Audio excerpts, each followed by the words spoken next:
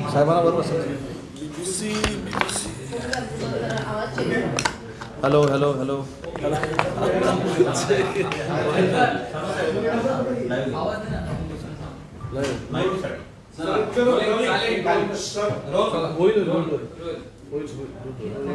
कालपासूनच वेदांता फॉस्कॉन नंतर एअरबसच्या संदर्भामध्ये जे काही एक नकारात्मक वातावरण महाराष्ट्राच्या उद्योग जगताच्या संदर्भामध्ये पसरवलं जातं आहे, विशेषतः विरोधकांकडनं, त्याच्या संदर्भामध्ये खरी वस्तुस्थिती महाराष्ट्राच्या जनतेसमोर यावी म्हणून या पत्रकार परिषदेचं मी आयोजन केलं आहे.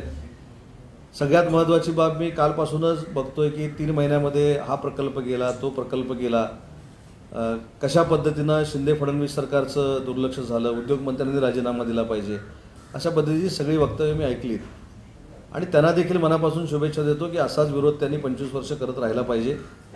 कारण ज्यांनी काहीच केलं नाही आणि ते न केल्यामुळं काही लोकांवर ही वेळ आलेली आहे. आता वेदांता फॉस्कॉनच्या बाबतीमध्ये मला आपल्यामार्फत महाराष्ट्राच्या जनतेला आणि विशेषतः युवा पिढीला एक गोष्ट सांगितली पाहिजे जी मला देखील माहीत नव्हती उद्योगमंत्री म्हणून. 15 दिवसापूर्वी ज्यावेळी मी वेदांता फॉस्कॉन ज्या जागेवर होणार आहे त्या जागेला स्वतः जाऊन भेट दिली. पूर्वीपर्यंत काय सांगितलं जात होतं की 2000 एकर जमीन दिलेली आहे, 2000 एकर जमिनीची पाहणी केलेली आहे, मग ते असं झालेलं आहे, मग असं ॲब्रॉडला असं ठरलं, वर्षा बंगल्यावर असं ठरलं, सह्याद्रीवर असं ठरलं, या सगळ्या गोष्टी आम्ही बघत होतो. आणि त्यावेळी देखील मी सांगितलेलं होतं की 8 महिने कुठंही हाय पॉवर कमिटीची मिटिंग झालेली नाही. जी हाय पॉवर कमिटीची मिटिंग 15 जुलैला झाली. इथपर्यंत माझ्याकडे इन्फॉर्मेशन होती. परंतु तळेगावला गेल्यानंतर माझ्या लक्षात आलं की जी जमीन आम्ही वेदांता फॉस्कॉनला देणार होतो त्या जमिनीवर इको सेन्सिटिव्ह झोन आहे. 3500 एकर जमिनीवर आणि तो प्रस्ताव केंद्र शासनाकडे गेलेला आहे. म्हणजे ती जागा देण्याचाच प्रश्न येत नाही. त्याचे कागदपत्र पूर्ण करायचे झाले तर किमान 1 ते 1.5 वर्ष प्रॅक्टिकली लागतात, हे देखील वेदांताच्या मालकाला माहिती होतं. दुसरी आम्ही जागा देतो म्हणून सांगितली होती, ती जागा ॲक्विएशनच केलेली नव्हती. ती आता पुढच्या 8 दिवसामध्ये आम्ही ॲक्विएशन करायला सुरुवात करतो. म्हणजे मला एवढंच सांगायचं आहे की आपण स्वतःच्या कारकिर्दीमध्ये आपण सरकारमध्ये असताना काहीच करायचं नाही आणि एखादा प्रोजेक्ट पूर्वी गेलेला असताना त्याचं खापर आमच्यावर फोडायचं आणि संभ्रमावस्था निर्माण करायची, हाच उद्देश डोळ्यासमोर ठेवून एअरबसच्या बाबतीमध्ये देखील काही लोकांचे स्टेटमेंट सुरू आहेत, काही लोकांची ट्विट सुरू आहेत. आता एअरबसच्या बाबतीमध्ये असं सांगितलं जातं की मी एका व्यासपीठावरनं असं सांगितलं की नागपूरला हा प्रकल्प आणण्यासाठी आम्ही प्रयत्न करू. मला असं वाटत नाही की मी काय चुकीचं सांगितलं. की त्यावेळी मला संबंधित यंत्रणेनं काय काय केलं आहे ह्याची पूर्णतः कल्पना नव्हती आणि एखादा प्रोजेक्ट जर येत असेल तर तो आणण्यासाठी प्रयत्न करू हे उद्योगमंत्र्यांना सांगणं काही चुकीचं आहे किंवा पाप आहे असं काही मला वाटत नाही. परंतु हे सांगितल्यानंतर मी ज्यावेळी वस्तुस्थिती बघितली त्यावेळी 21 सप्टेंबर 2021ला सेंट्रल गव्हर्नमेंट आणि संबंधित यंत्रणा यांचा MOU झालेला होता. आता MOU झाल्यानंतर एक अलिखित संकल्पना अशी आहे की ती जागा देखील फायनल झालेली आहे. 30 ऑक्टोबरला त्याचं भूमिपूजन आहे. आता 30 ऑक्टोबरला भूमिपूजन असताना काही लोक सांगतात की ह्या 3 महिन्यामध्ये 2 महिन्यामध्ये हा सगळा प्रकार घडलेला आहे. जमिनीची पाहणी करून, इन्सेंटिव्ह पॅकेज देऊन, एखाद्या प्रकल्पाच्या डिफेन्सशी निगडीत असलेल्या परमिशन मिळवणं हे काय 90 दिवसामध्ये शक्य आहे असं मला वाटत नाही. आणि म्हणून 1 वर्षापूर्वीच एअरबस हा प्रकल्प दुसऱ्या राज्यात जाण्याचा निर्णय हा झालेला होता. हे अनेकांनी देखील आपल्या माध्यमातून सांगितलेलं आहे. परंतु हे सगळं स्वीकारायचं नाही. आणि याच्या पुढची एक महत्त्वाची गोष्ट मी आपल्याला सांगतो की रायगडमध्ये 20,000 कोटी रुपयाचा एक फार मोठा प्रकल्प येतो आहे, जो त्याचं नाव पल्प पेपर प्रायव्हेट लिमिटेड अशा पद्धतीचा जो प्रकल्प आहे त्याचा MOU 8 महिन्यापूर्वी झाला होता. 8 महिन्यापूर्वी MOU झाल्यानंतर 1 महिन्याभरापूर्वी हे सगळे संचालक मला भेटायला आले आणि त्यांनी जी भूमिका माझ्याकडे मांडली ती मला आपल्यामार्फत जनतेपर्यंत पोचवायची आहे की कॅबिनेट सब कमिटीची मिटिंग जी मुख्यमंत्री महोदयांच्या अध्यक्षतेखाली असते ती 14 महिने होऊ शकली नव्हती. आता ही कॅबिनेट सब कमिटीची मिटिंग काय असते तर जो इंडस्ट्रियलिस्ट भारतामध्ये येतो आहे किंवा महाराष्ट्रामध्ये येतो आहे त्याला इन्सेंटिव्ह पॅकेज 20 वर्षाचं द्यायचं, 40 वर्षाचं द्यायचं, 60% द्यायचं की 100% द्यायचं, याचं फायनलायझेशन या कमिटीमध्ये होत असतं. परंतु ही 14 महिने होऊ शकली नाही. मग किती लोकांची मानसिकता होते की उद्योग ह्या ठिकाणी आणणं, जे हाय पॉवर कमिटीची मिटिंग घेऊ शकले नाहीत, जे कॅबिनेट सब कमिटीची मिटिंग घेऊ शकले नाहीत, ते पूर्वी गेलेला प्रकल्प आता गेला हा दाखवण्याचा जो प्रयत्न करतायत हे फार चुकीचं आहे. ह्याच्यातनं मला असं वाटत नाही की राजकीय फायदा होईल, परंतु आपण युवकांची दिशाभूल करतोय हे मात्र निश्चित झालेलं आहे.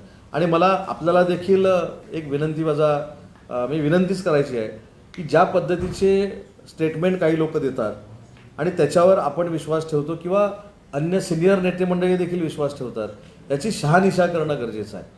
जर हा 1 वर्षापूर्वी प्रकल्प गेला, आमच्या वेळी गेला, तर नक्की याची वस्तुस्थिती काय हे देखील आम्ही सगळ्यांनी मिळून शोधून काढलं पाहिजे. आणि म्हणून जे प्रकल्प पूर्वी गेलेले आहेत, आता ह्याच्यातला अजून एक प्रकल्प ज्याच्यावर टाहो फोडला गेला होता तो म्हणजे बीडीपीचा प्रकल्प केंद्र शासनाचा इन्सेंटिव्ह मिळेल ह्याच्यावर आम्ही अजिबात अवलंबून नाही. त्यावेळी देखील मी सांगितलं की सेंट्रल गव्हर्नमेंटची मदत ही इंडस्ट्रीला नक्कीच लागते, परंतु बीडीपी जो रायगड जिल्ह्यामध्ये होतोय त्या रायगड जिल्ह्याच्या बीडीपीचे सगळेच्या सगळे पैसे हे MIDC बेअर करणार आहे आणि तिथं 50,000 कोटीपर्यंतची इन्व्हेस्टमेंट येणार आहे. त्याच्यातनं 30 ते 40,000 लोकांना रोजगार मिळू शकतो. आणि आज सकाळपासूनच्या मी स्टेटमेंट ज्या बघतोय, हा प्रकल्प गेला 2 लाखाचा रोजगार निघून गेला, हा प्रकल्प गेला 30,000चा रोजगार निघून गेला. आम्ही 6 लाख कोटीची इन्व्हेस्टमेंट आणली होती. मी आता देखील डिपार्टमेंटला विचारलं की 6 लाख कोटीची जर इन्व्हेस्टमेंट आलेली आहे तर या 2.5 वर्षामध्ये निम्म्यापेक्षा जास्त बेरोजगारी दूर व्हायला पाहिजे होती. त्याची कुठेही नोंद नाही. ज्या एअरबसबद्दल आपण जे बोलतोय त्याच्यामध्ये एक अधिकारी हे आंध्र प्रदेशमध्ये एअरबसच्या एका अधिकाऱ्याला भेटले, अग्रवाल नावाच्या, जे टाटाशी संबंधित आहे. त्याच्यानंतर MIDCच्या अधिकाऱ्यांनी संबंधित मंत्री महोदयांना सांगितलं की केंद्र शासनाकडे याचा पाठपुरावा केला पाहिजे. हे मला अधिकाऱ्यांनी सांगितलं, कारण अधिकाऱ्यांनी सांगितलेल्या ह्याच्यावर मला विश्वास का ठेवावा लागेल, कारण मी त्यावेळी उद्योगमंत्री नव्हतो आणि मला या राजकारणामध्ये जायचं नाही. मला याच्यामध्ये सगळ्यात महत्त्वाची भूमिका जी वाटते ती म्हणजे राष्ट्रवादी काँग्रेस पक्षाचे प्रदेशाध्यक्ष जयंत पाटील यांची. ते आणि मी एका चॅनलवर मगाशी होतो, त्यांनी स्पष्ट सांगितलं की आरोप प्रत्यारोप करण्यापेक्षा, कुणी प्रकल्प कुठे नेला हे सांगण्यापेक्षा, हा प्रकल्प आणण्यासाठी प्रत्येकानं प्रत्येकाच्या स्तरावर मदत केली पाहिजे आणि युवा पिढीला असं कुठेतरी दाखवलं पाहिजे की राजकारणाच्या पलीकडे जाऊन महाराष्ट्रातल्या युवा पिढीचा आम्ही विचार करतो, युवा पिढीची फक्त माती भडकवण्याचा आम्ही प्रयत्न करत नाही. ही जर भूमिका महाराष्ट्र राज्यातले एक ज्येष्ठ परिपक्व नेते घेत असतील तर अनेकांनी ह्याच्याकडे लक्ष दिलं पाहिजे, आपल्या वागण्यामध्ये सुधारणा केली पाहिजे. आणि वाईट झालं तर ते एकनाथजी शिंदेंमुळे झालं, वाईट झालं ते देवेंद्रजींमुळे झालं आणि म्हणून उद्योगमंत्र्यांनी राजीनामा द्यावा. अशा पद्धतीच्या ज्या काही भूमिका आहेत या कितपत राजकारणाला सोयीस्कर आहेत हे मला माहिती नाही.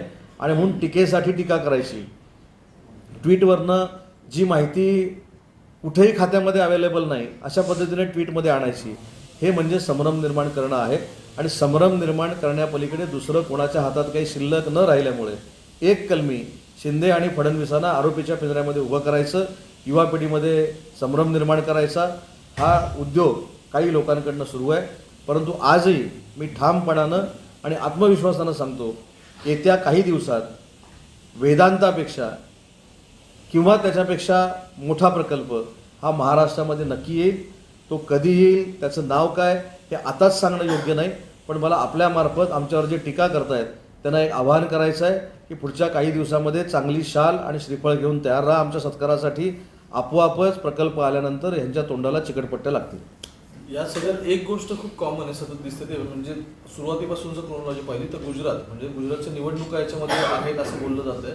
पण मे बी म्हणजे आमदार नेण्यासाठी गुजरात हा सेफ झोन असू शकतो, पण ज्या पद्धतीने बिझनेस सुद्धा जाऊ लागले त्यानंतर मग उलटणारे प्रश्न स्वाभाविक असं वाटत नाही का उद्योगमंत्री म्हणून? मला असं वाटतं की गुजरातच्या निवडणुकीचा आणि ह्याचा काही संबंध नाही. बीडीपीच्या प्रकल्पाचं ॲग्रीमेंट किंवा अर्ज हा ऑक्टोबर 2020ला झाला होता, त्यावेळी काही गुजरातचं इलेक्शन नव्हतं. हा MOU सप्टेंबर 2021ला झाला होता, त्यावेळी काही गुजरातचं इलेक्शन नव्हतं. वेदांताचं ॲप्लिकेशन आमच्याकडे जानेवारी 2022ला आलं होतं, तेव्हा काय गुजरातचं इलेक्शन नव्हतं. आमची मानसिकता होती का जी जागा आम्ही वेदांताला देतोय त्याच्यावरच इको सेन्सिटिव्ह झोन आहे हे आम्ही महाराष्ट्राला सांगितलं का? जो BDP आपण केंद्र शासनाला द्या म्हणून सांगतोय तिथल्या कुळांचे प्रश्न आम्ही सोडवले का? माझं असं म्हणणं की मी एखाद्या व्यासपीठावरनं बोललो की प्रयत्न करतोय म्हणून त्या शब्दावरनं काही मी मागं आलो नाही किंवा मी पळून गेलो नाही. मी आजही त्या शब्दावर ठाम आहे आणि तिथं मी हे देखील सांगितलं होतं की अजून वर्षभरानं आपल्या सगळ्यांना बोलून महाराष्ट्राच्या जनतेसमोर आम्ही यादी ठेवणार आहोत की शिंदे फडणवीस सरकार आल्यानंतर किती रोजगार आम्ही निर्माण केले, किती लोकांना आम्ही रोजगार निर्माण करून दिले, किती लोकांना आम्ही स्वतःच्या पायावर उभं केलं, याची यादी मोबाईल नंबर सकट आम्ही तुमच्यामार्फत जनतेच्या ताब्यात देणार आहोत. आपण असं प्रसाद लाड यांनी एक ट्विट केलेलं आहे भाजपच्या आमदार. त्यांनी सांगितलं आहे की भूषण देसाई यांचं जे दुबई कनेक्शन आहे ते या कारणीभूत आहे, ते जबाबदार आहे, हा प्रकल्प राज्यावर जाण्यासाठी. प्रसाद लाड हे भाजपचे नेते आहेत. मला असं वाटतं की त्यांनी जे ट्विट केलं असेल ते माहिती घेऊनच ट्विट केलेलं असेल. मला त्याच्याबद्दलची काही कल्पना नाही. ते विधिमंडळातील माझे सहकारी आहेत. त्यांच्याकडे याबाबत अधिकची जर माहिती असेल तर मी स्वतः त्यांच्याशी चर्चा करेन आणि त्यांच्याशी चर्चा केल्यानंतरच आपल्याशी बोलणं योग्य ठरेल. उदयजी, आपण असं म्हणतात की सप्टेंबर 2021ला म्हणजे वर्षभरापूर्वी याचा MOU झालेला आहे. त्या समोरच्या गटाकडून म्हणजे ठाकरे गटाकडून असं सांगितलं जात आहे की असा कुठलाही MOU झालेला नाही. आपण असं म्हणतात की त्या दरम्यानच्या काळात महाराष्ट्र सरकारकडून एकही पत्र म्हणजे तत्कालीन म्हणजे महाविकास आघाडी सरकारकडून एकही पत्र गेलेलं नाही. तर तो नेमका MOU झाला आहे हे तुम्ही सकृतदर्शनी दाखवू शकता का? आणि त्या MOU मध्ये अशा काय गोष्टी आहेत ते सांगू शकता? हा MOU अगदी 100% डिफेन्समध्ये आणि एअरबसमध्ये झालेला आहे. त्याच्यानंतर जागा फायनल झालेली आहे. जागा डिफेन्सच्या प्रोजेक्टसाठी 3 महिन्यामध्ये फायनल होऊ शकत नाही. हे प्रॅक्टिकली कोणीही प्रूव्ह करू शकतो. कारण डिफेन्सचा प्रोजेक्ट येत असताना डिफेन्सच्या परमिशन्स, एव्हिएशनच्या परमिशन, मेकिंगच्या परमिशन या अशा 15-20 दिवसामध्ये होत नाहीत. त्याला काहीतरी सिस्टीम आहे आणि ती सिस्टीम पूर्ण झाल्यानंतर डिक्लेरेशन आता झालं आहे. परंतु प्रोजेक्ट तिथं नाहीचा 1 वर्षापूर्वी ठरलेला आहे. हे निर्विवाद सत्य आहे. आता स्वतःची पडती बाजू शेवटी कोण पाडून घेणार आहे? त्याच्यामुळे हा सगळा खटाटोप चालू आहे. मला असं वाटतं की याच्या पलीकडे जाऊन आम्ही जो निर्णय घेतलेला, आम्ही ज्याच्यावर होमवर्क करतो, आम्ही ज्याच्यावर विचार करतोय तो विचार म्हणजे येत्या काही दिवसामध्ये म्हणजे नवीन वर्षाच्या सुरुवातीला किंवा त्याच्या आसपास कशा पद्धतीनं मोठा प्रोजेक्ट येईल आणि त्याच्यातनं बेरोजगारी कशी दूर होईल यासाठी आमचा सगळ्यांचा सांघिक प्रयत्न सुरू आहे. सर, या प्रोजेक्टसाठी नितीन सरदेसाई यांनी देखील पत्र लिहिलेलं होतं. नितीन गडकरी यांनी पत्र लिहिलं होतं. त्यांना या प्रकल्पात जातोय याची माहिती नव्हती का? नितीन गडकरी साहेबांनी काय पत्र लिहिलं होतं याची कल्पना मला नाही आहे. परंतु मला एक कळत नाही की जर प्रकल्प जात असेल किंवा येत असेल तर त्याची मागणी करणं, तो आणण्यासाठी प्रयत्न करणं ह्याच्यामध्ये काय चूक आहे हे अजून मला कळलेलं नाही. आणि ती चूक कशा पद्धतीची असते हे देखील मला कळलं नाही. प्रोजेक्ट जाणारा असेल तर विनंती करणं ही काय चूक आहे का हे मला कळलेलं नाही. आणि ह्याच्यावर तोंडसुख कशाला घ्यायचं? मी मगाशी देखील सांगितलं, काही लोकांकडे प्रचंड नॉलेज आहे. प्रचंड म्हणजे जगाच्या पातळीवर जेवढं कोणाकडे नॉलेज नाही, माहिती नाही, एवढी विद्वान लोक महाराष्ट्रामध्ये आहेत. भले ते आमच्या विचाराचे नसतील, मी त्यांच्याबरोबर देखील जाऊन चर्चा करायला तयार आहे की तुमच्याकडे जे काही नॉलेज अगाध आहे ते मला तुम्ही द्या. तुम्ही कधी कुठं डाऊसमध्ये काय MOU केला, कोणाशी चर्चा केली, हैदराबादला कोणाशी बोलला, वर्षावर कोणाशी बोलला, सह्याद्रीवर कोणाशी बोलला ते मला सांगा. मी एक महाराष्ट्रातला नागरिक म्हणून आणि मग मंत्री म्हणून त्या लोकांना जाऊन भेटेन. तुमच्याकडे जे काही पोटेन्शियल आहे कागदपत्राचं ते माझ्याकडे द्या. हे देखील मी मगाशी सांगितलेलं आहे. पण स्वतःकडे काहीच नाही, फक्त एखादं कारण कुठचं तरी शोधायचं आणि जनतेमध्ये संभ्रम निर्माण करायचा हा एकमेव खेळ काही दिवस महाराष्ट्राच्या राजकारणामध्ये सुरू आहे. तुम्ही दिल्लीला जाणार होता ह्या प्रकल्पाबद्दल विचारायला की टाटा एनर्स प्रकल्प आम्हाला द्या, तर ती चर्चा झाली का आणि काय झालं? मी स्वतः दिल्लीमध्ये जाऊन आलो. मी हे देखील सांगितलं की 2 महिन्यापूर्वी ज्यावेळी मी या प्रकल्पाबाबत पूर्ण माहिती घेतली त्याच्या अगोदर मी स्टेटमेंट असं केलं होतं की जर पत्रव्यवहार झाला असेल किंवा महाराष्ट्र राज्यानं मागणी केली असेल तर त्याचा नक्की पाठपुरावा मी करेन.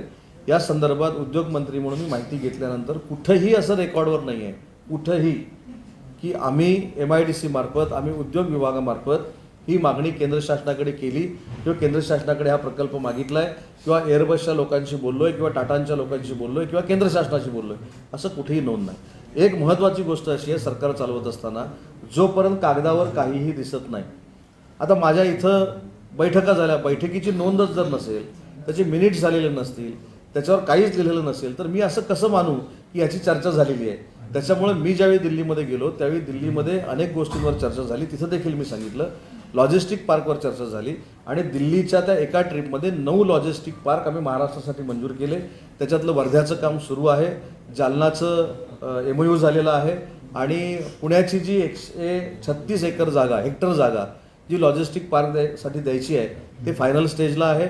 रत्नागिरीमध्ये देखील लॉजिस्टिक पार्क होतं आहे, भिवंडीला देखील होतं आहे, संभाजीनगरला देखील होतं आहे, वसमतला, हिंगोलीला हळदीवर होतं आहे. त्याच्यामुळे हे 9 लॉजिस्टिक पार्क करण्याचं फलित त्या दौऱ्यातनं मी आणलेलं आहे.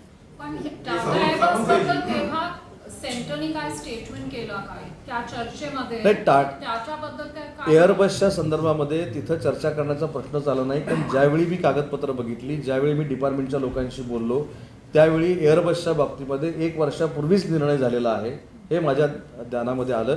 आणि त्याच्यानंतर आता याच्या पुढे जाऊन काहीतरी वेगळ्या पद्धतीने केलं पाहिजे म्हणून 9 लॉजिस्टिक पार्क आम्ही महाराष्ट्रामध्ये आणण्याचा निर्णय घेतला. उद्याजी आपण असं म्हणतात की हा प्रकल्प महाराष्ट्राकडे राहावा यासाठी विनंती किंवा प्रयत्न झाले.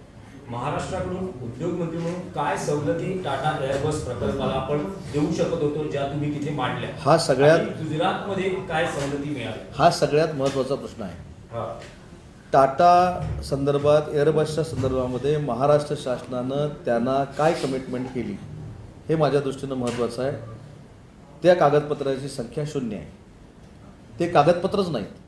जे टाहो फोडत आहेत की आम्ही असं केलं, आम्ही तसं केलं, हे केलं, जोपर्यंत कॅबिनेट सब कमिटीची मिटिंग होत नाही, हायपॉवर कमिटीची मिटिंग होत नाही, प्रपोजल तुमचं तयार होत नाही, प्रपोजल केंद्र शासनाकडे जात नाही, केंद्र शासन त्याला मंजुरी देत नाही, तोपर्यंत स्टेटनं करायचं काय? फक्त बोलायचं आणि मिटिंग करायचं. म्हणूनच मी सांगितलं की एअरबसच्या बाबतीमध्ये ज्यावेळी मी वक्तव्य केलं त्यावेळी मला मी भ्रमामध्ये होतो किंवा अशी मला माहिती होती की एअरबसच्या बाबतीमध्ये आमच्या MIDCनं, आमच्या उद्योग विभागानं सगळा पाठपुरावा कंप्लीट करून देखील केंद्र शासन आम्हाला प्रोजेक्ट देत नाही अशा पद्धतीचा समज माझा होता. परंतु मी ज्यावेळी ही सगळी कागदपत्राची छाननी केली त्यावेळी कुठेही असं रेकॉर्डला मिळालं नाही की महाराष्ट्र शासनानं रेकॉर्डवर घेऊन, कागदपत्रावर घेऊन, मिनिट्स तयार करून सेंट्रल गव्हर्नमेंटशी चर्चा केली असं कुठेही झालं नाही. आणि ह्याच्यामध्ये फक्त अजून एक महत्त्वाची बातमी आपल्याला सांगतो जी अतिशय महत्त्वाची आहे महाराष्ट्राच्या दृष्टीनं. कशा पद्धतीनं गैरसमज पसरवले जातात. ही सिस्टीम ज्यावेळी सगळी तयार होत होती त्यावेळी महाराष्ट्र राज्याचे विरोधी पक्षनेते देवेंद्रजी फडणवीस साहेब होते. देवेंद्रजी फडणवीस साहेबांनी देखील हा प्रयत्न करण्याचा प्रयत्न केला होता की हा प्रकल्प मिहानमध्ये यावा, हा प्रकल्प नागपूरमध्ये यावा. पण तशी साथच त्यांना तत्कालीन सरकारची मिळाली नसल्यामुळं हा प्रकल्प येऊ शकला नाही असं माझं उद्योगमंत्री म्हणून मत आहे. आणि म्हणून काही सांगायचं 6 लाख कोटीची इन्व्हेस्टमेंट आली, 80,000 कोटीचे MOUs झाले असं मला वाटतं की कुठेही आमच्या रेकॉर्डला नाही. आणि म्हणून संभ्रम निर्माण करणं हा एकमेव उद्योग सध्या महाराष्ट्रामध्ये सुरू आहे. तर सावंतजी, तुम्ही जे स्टेटमेंट केलं होतं की मी सेंटरशी चर्चा करणार टाटा एअरबस ऍक्च्युली ती एक मिस्टेक होती. स्टेटमेंट नाही, मिस्टेकचा प्रश्नच येत नाही. मी अगदी ती स्टेटमेंट केलं नाही असं मी म्हणतच नाही. मी बाकीच्यांसारखं पळकुटा नाही. मी हे करतो म्हणून सांगितलं आणि तुम्ही माहिती घेतली. मी स्पष्ट सांगितलं की ज्यावेळी मला ब्रीफिंग केलेलं होतं त्यावेळी असं सांगण्यात आलेलं होतं की मिहानच्या इथं एअरबस प्रकल्प आणण्याच्या दृष्टीनं MIDCचे प्रयत्न सुरू आहे. परंतु मुलाखत दिल्यानंतर माझ्या असं लक्षात आलं की या संदर्भातला साधा पत्रव्यवहारही झालेला नाही. कुठेही पत्रव्यवहार झालेला नाही, सेंट्रल गव्हर्नमेंटशी पत्रव्यवहार झालेला नाही. आणि ज्या गोष्टीचा पत्रव्यवहार झालेला नाही, ज्याची लिखापट कुठं झालेली नाही, जे फक्त ऐकीव आहे आणि ज्या ऐकीवरच माझ्यासारख्याने विश्वास ठेवून जे स्टेटमेंट केलेलं होतं त्याच्यानंतर माझी खात्री झाली की 1 वर्षापूर्वी जर हा निर्णय झालेला असेल तर तो प्रकल्प आपण महाराष्ट्रामध्ये आणू शकत नाही. म्हणून लॉजिस्टिक पार्कचा प्रपोजल घेऊन आम्ही गडकरी साहेबांकडे गेलो आणि त्याला मंजुरी आणली. सावंतजी, असं पॉसिबल आहे का की जेव्हा MOU साईन झालेला होता सप्टेंबर 2021 मध्ये तेव्हाच सेंटरनी डिसाईड केलं होतं की प्रकल्प कुठे जाणार? कारण सेंटर निर्णय तेव्हाच झालेला होता का? त्यानंतर स्टेटनी प्रपोज केलं नाही केलं हे पॉइंटलेस असतं. म्हणजे सेंटरनी जेव्हा MOU साईन केला डिफेन्स मिनिस्ट्रीनी तेव्हा त्यांनी थोडे जागाची निवड किंवा हे एरिया एक्झामिन. एक्झॅक्टली मी तेच सांगतो की ज्यावेळी हा MOU झाला त्याचवेळी हे सगळं कदाचित आयडेंटिफाय जागेपासून त्यांनी केलेलं होतं. परंतु कदाचित तो 2021ला झाला असेल. 2020ला आम्ही काय केलं, 2019ला आम्ही काय केलं, म्हणजे आम्ही जे काय केलं ते आम्ही सांगतच नाही. 2021ला MOU झाला. MOU झाल्यानंतर एक साधी गोष्ट आहे, एखादी गोष्ट जर आपल्याला मिळत नसेल तर मिळवण्याचा आपण प्रयत्न करत असतो. हा स्वाभाविक प्रत्येकाचा स्थायी भाव आहे. आणि म्हणून जर मी सांगितलं असेल की जर प्रकल्प तिकडे गेला जरी असेल किंवा तो दिल्लीच्या पातळीवर जरी असेल तो आणण्यासाठी आम्ही प्रयत्न करू, तर त्याच्यामध्ये काय गुन्हा केला आहे मला वाटत नाही. आणि म्हणून मला देखील प्रसारमाध्यमांना एक विनंती करायची आहे की काही गोष्टी ज्या आहेत ह्या खात्रीलायक ज्या आमच्याकडे आहेत, पुरावे आहेत, एव्हिडन्स आहेत, हे आम्ही तुमच्यापर्यंत पोचवतो, ते देखील आपण जनतेपर्यंत पोचवावेत. कारण ज्या पद्धतीनं फेक काही गोष्टी सांगितल्या जातात किंवा काही गैरसमज पसरवले जातात। आता साध्या साध्या गोष्टी आहेत की इको सेन्सिटिव्ह झोन असलेली जमीन जर आम्ही वेदांताला देणार असू तर वेदांता कधीच महाराष्ट्रामध्ये होणार नाही, हे प्रॅक्टिकल आहे। त्याच्यामुळे आरोप प्रत्यारोप करण्यापेक्षा जसं मगाशी मी सांगितलं की काही लोक म्हणजे विद्वत्तेचे महामेरू आहेत, त्यांनी आम्हाला सल्ला द्यावा, आम्ही त्यांना भेटू, त्यांच्या सल्ल्यानं पुढे जाऊ, पण त्यांच्याकडे काय कागदपत्र आहेत ते आम्हाला द्यावे तरी, फक्त बोलण्यात काय अर्थ नाही। हा तिसरा मोठा प्रकल्प आहे जो राज्याबाहेर गेलेला आहे, असे आणखी किती मोठे प्रकल्प जे राज्याबाहेर जाऊ इच्छितात त्या संदर्भात आपल्याकडे काय माहिती आहे का किंवा ते थांबवणार आहात का तुम्ही? 2 प्रकल्प जे राज्याच्या बाहेर गेले हे 3 महिन्यामध्ये गेले नाहीत, हे पुन्हा एकदा मला आपल्याला सांगायचं आहे। हे पूर्वीच गेलेले आहेत, पण जो ह्या 3 महिन्यामध्ये जायला निघाला होता प्रकल्प रायगडचा 20,000 कोटीचा, तो सरकारला थांबवण्यामध्ये यश आलं। त्या संचालकांना देखील एकदा बोलून मी प्रेस कॉन्फरन्स घेणार आहे। तो का चालला होता तर त्यांनी सांगितलं की आम्हाला जे 20 वर्षाचं इन्सेंटिव्ह पॅकेज होतं ते 40 वर्षाचं करावं आणि 60% इन्सेंटिव्ह जो होता तो 100% करावा। यासाठी कॅबिनेट सब कमिटीची मिटिंग 14 महिने होऊ शकलेली नाही, त्याच्यामुळं आम्ही परत जाण्याचा विचार करतो। ज्यावेळी आमच्या हे लक्षात आलं आम्ही महिन्याभरामध्ये कॅबिनेट सब कमिटीची मिटिंग घेतली आणि तो प्रकल्प 20,000 कोटीचा ठेवला आहे, याच्यावर कोण बोलत नाही। मग ती कॅबिनेट सब कमिटीची मिटिंग 14 महिन्यामध्ये का झाली नाही हा पण प्रश्न आहे ना। जर इंडस्ट्रीच्या ग्रोथची आम्ही चर्चा करतो, बेरोजगारीची चर्चा करतो, मोठमोठ्या सगळ्या गोष्टी करतो। आताच कुणीतरी एक माझ्या ट्विटचा उल्लेख करून कुणीतरी टाकलं आहे की उद्योग मंत्र्यांना शेतीची काळजी आणि कृषी मंत्र्यांना उद्योगाची काळजी। मला एक त्यांना सांगितलं पाहिजे की आम्ही शेतकऱ्यातनं मोठे झालेलो कार्यकर्ते आहोत, आम्ही कोणाचे नातेवाईक म्हणून राजकारणामध्ये पुढे आलेलो नाही, आम्ही कोणाचे भाऊ म्हणून राजकारणामध्ये पुढे आलो नाहीत, आमच्या घरामध्ये साधे ग्रामपंचायतीचे सदस्य म्हणून नाहीत। असा संघर्ष करून शेतकऱ्यातनं आम्ही पुढे येऊन आम्ही राजकारणामध्ये येऊन उद्योगमंत्री झालो आहे। त्याच्यामुळे शेतकऱ्यांबद्दल आणि बळीराजाबद्दल कळवळा असणं हे आमचं कर्तव्य आहे, ही आमची जबाबदारी आहे। ज्यांना बळीराजा कळलाच नाही, ज्यांना बळीराजा कधी बघायलाच मिळाला नाही, अशी लोक अशा पद्धतीचे ट्विट करू शकतात आणि मला असं वाटतं की या सगळ्या लोकांना बळीराजाच उत्तर देणार आहे। सावंतसाहेब एक प्रश्न असा आहे की विधान भवनामध्ये मुख्यमंत्र्यांनी जेव्हा भाषण केलं तेव्हा सांगितलं की वेदांतासाठी मी प्रयत्न करतो।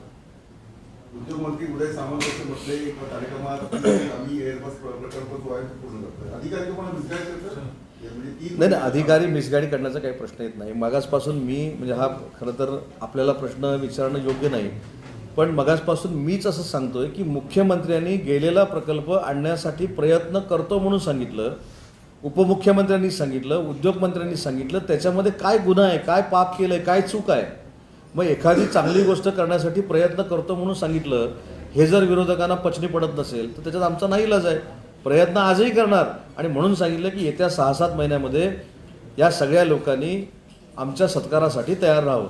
सुभाष देसाई आणि आदित्य ठाकरे यांनी काही वेळापूर्वी ज्यावेळेस प्रसारमाध्यमांशी बोलताना स्पष्ट भूमिका केली की उद्योगमंत्री फक्त सांगतायत वस्तुस्थिती, मात्र फॅक्ट्स वेगळे आहेत, आम्ही प्रयत्न केले गेले होते।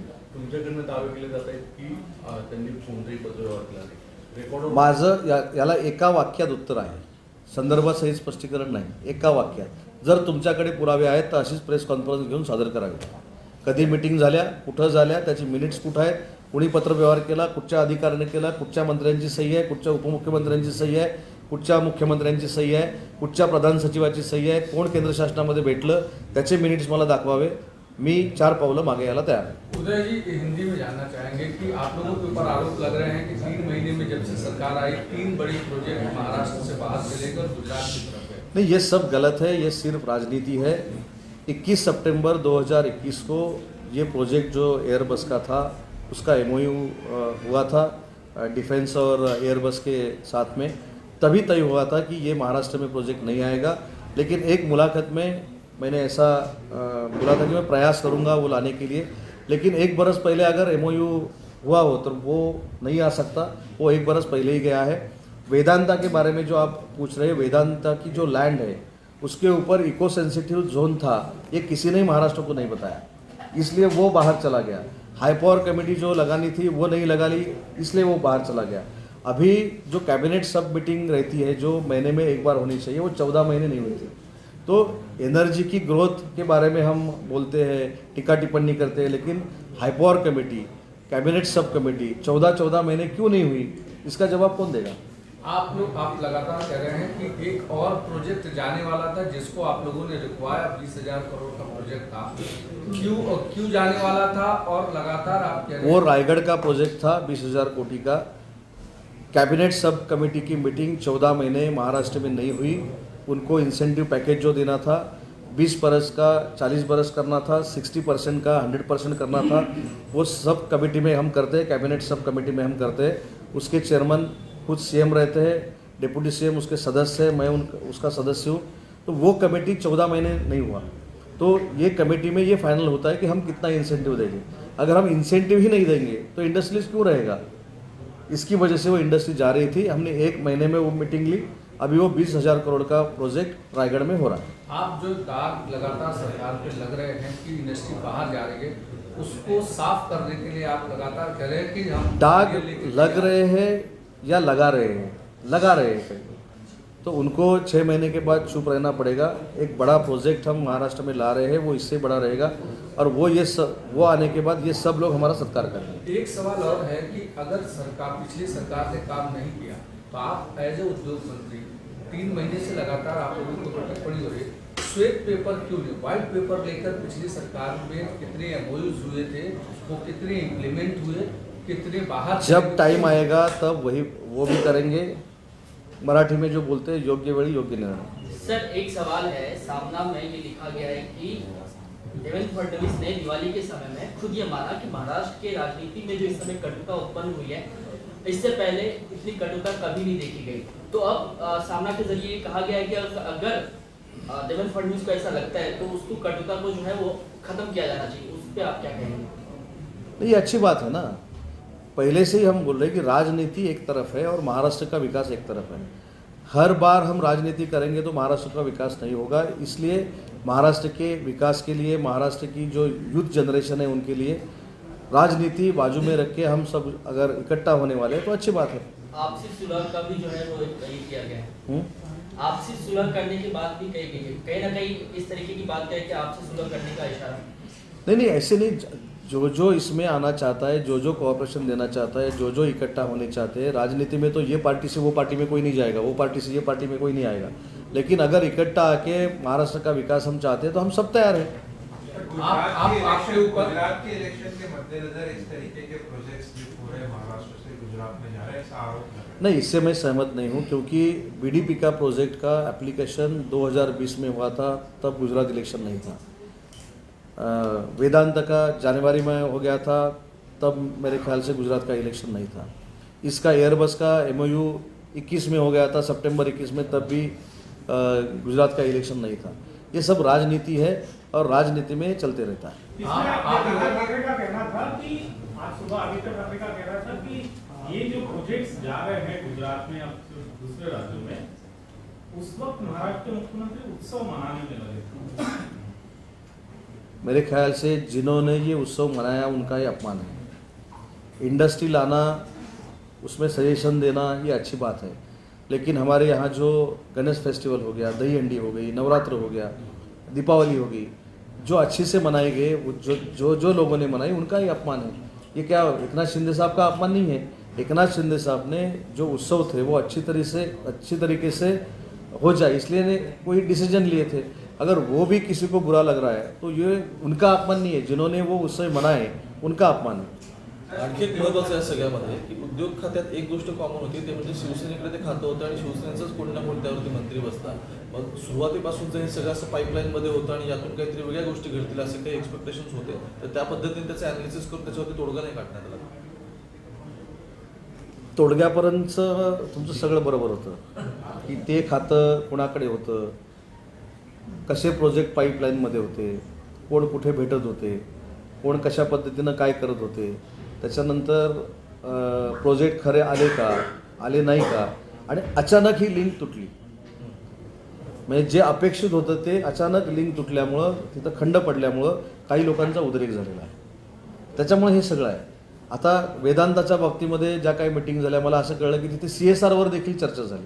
मला असं वाटतं की प्रोजेक्ट आणताना पहिल्यांदा CSRवर चर्चा होणं हे कितपत योग्य आहे राज्याच्या दृष्टीनं? बरं त्याचे मिनिट्स झालेत का, तर नाही.